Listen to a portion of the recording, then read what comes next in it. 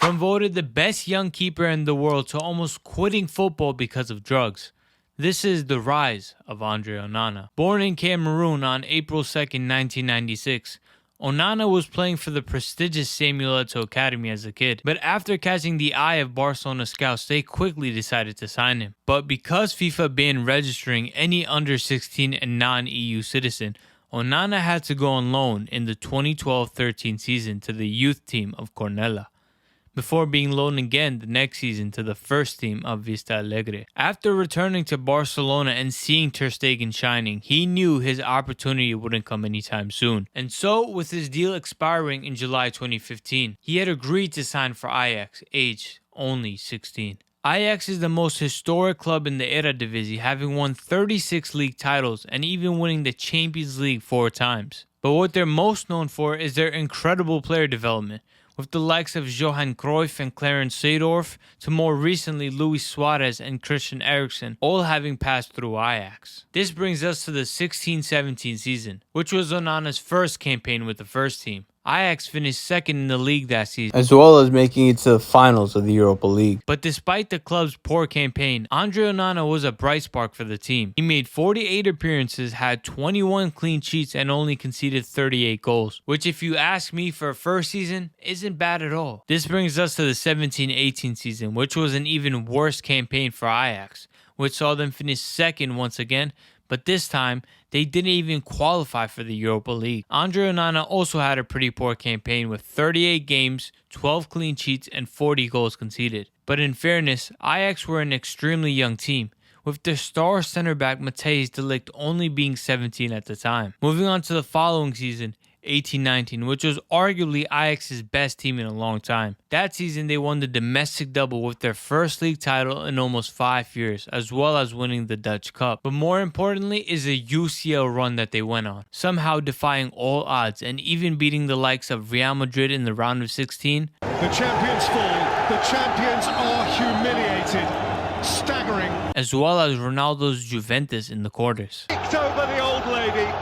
The upstarts have plundered the establishment. And after being just a couple of seconds away from going to the Champions League final, Lucas Moura scores the most iconic goal in Spurs history, scoring with the last kick of the game to send Ajax crashing out. But despite that, Onana played a huge role in Ajax's success that season, with 55 appearances, 26 clean sheets, and 45 goals conceded. And after the season, Ajax rewarded Onana for his impressive performances by giving him a contract extension until June 2022. What Ajax had that season was special to say the least. But when you see a young talented team in Europe, their players get snatched just as quickly. And so with that being said, Matthijs de Ligt and Frenkie de Jong were sold for $75 million each to Juventus and Barcelona respectively. Onana was also getting linked with a move away, but that quickly broke down after Ajax put a $50 million price tag on him, bringing us to the 19-20 season, which would be Onana's last full season at Ajax. He had 39 appearances, 15 clean sheets, and 37 goals conceded. Overall, it wasn't the worst of seasons for Onana, but for his standards, it was low. But little did Onana know what was in store for him next season. Onana started off the season on fire with 9 clean sheets in 20 games, playing every possible minute of every game. But on February 2021, his life would change forever. Hi, welcome back now to a big story in the Netherlands as Ajax goalkeeper André Onana has been handed a 1-year ban by UEFA for failing a drugs test. FIFA had dropped breaking news saying that André Onana has failed a drug test. But with that being said, listen to what this gym and nutrition YouTuber had to say. How wouldn't this diuretic help him perform better? I mean, it's a banned substance after all. The diuretic rids the body of water. Lasix, I've used it before. It is not a good drug. It makes you pee like crazy, lose a ton of water.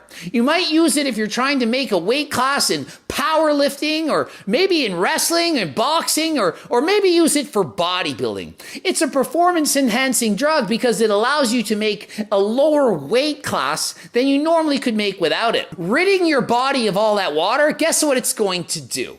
It's going to make you perform worse. When asked about the verdict, Onana said that he respected the UEFA appeals body, but didn't agree with their decision, which he described at the time as excessive. And even UEFA had said this was an unintentional mistake, with Edwin van der Sar saying 12 months is a fifth of a player's professional career. So this is going to be a terrible setback for Andre and even us, the club. Also, UEFA banned Onana from engaging in all football-related activities. He's not allowed to use the Ajax training grounds or even the facilities, not mattering if the team is there or not. And honestly, I would agree with him. That drug that he took clearly wasn't for player enhancement. And to effectively ban him for 1 year, it just seems overly excessive. But nonetheless, Onana took it on the chin. Even though he wasn't allowed to train with Ajax or even use the facilities, Onana would use this time to go even harder and train with multiple private coaches. 2021 was his last season at Ajax, where he only played 10 times in total with 2 clean sheets and 12 goals conceded. Onana left Ajax with 3 Dutch league titles,